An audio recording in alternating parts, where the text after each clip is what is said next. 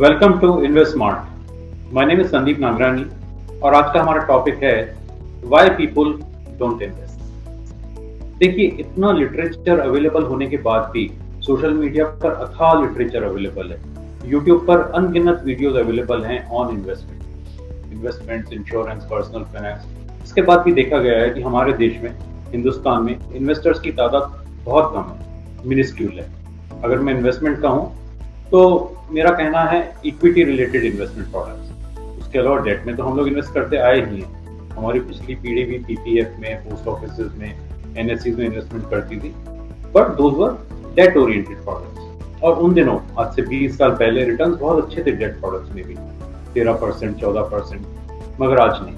आज देखा जाए तो डेट प्रोडक्ट्स में 5 to 6% रिटर्न्स ही अवेलेबल है। Still we are apprehensive to invest in equity. तो आज हम बात करेंगे why people don't invest। सबसे पहला कारण, people say they do not have time। देखिए, टाइम तो आपको निकालना पड़ेगा। This excuse, I will say excuse because this is not an explanation, this excuse is not acceptable। दुनिया में जितने भी अमीर से अमीर लोग हैं, जितने भी पावरफुल लोग हैं, सबके पास 24 ही घंटे हैं। बिल गेट्स, आपका वॉरेन बफेट, जेफ बेजोस, जितने भी अमीर लोग हैं इस दुनिया में, उनके पास 24 घंटे, इवन प्रधानमंत्री के पास भी 24 ही घंटे, और आपके पास भी 24 घंटे अवेलेबल हैं। तो please use those 24 hours judiciously. आपको अपनी प्रायोरिटी सेट करनी होगी।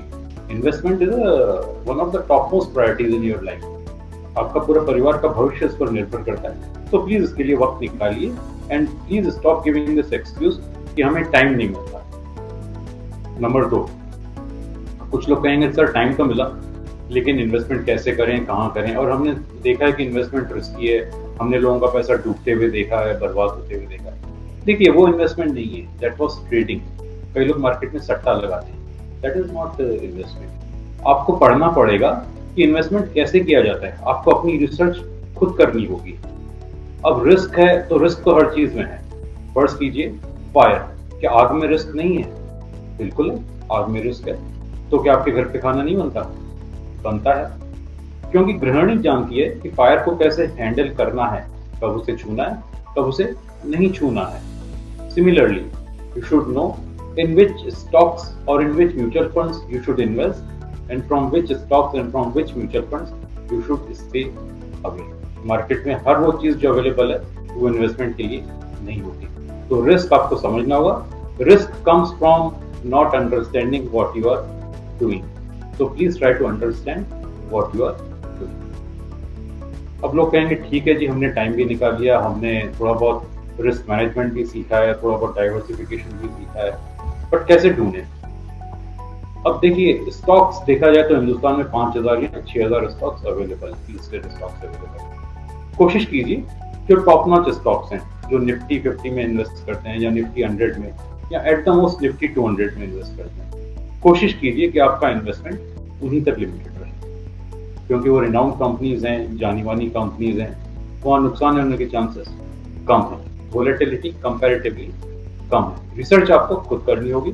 अगर नहीं कर सकते तो किसी अच्छे स्टॉक ब्रोकर, किसी अच्छे कंसल्टेंट की हेल्प लीजिए। इसका सॉल्यूशन ये है, डायरेक्ट स्टॉक्स में नहीं जा सकते, जो लेमैन के लिए जाना भी नहीं चाहिए हिसाब से देखा जाए तो, because it's very difficult for a layman to keep track of so many stocks।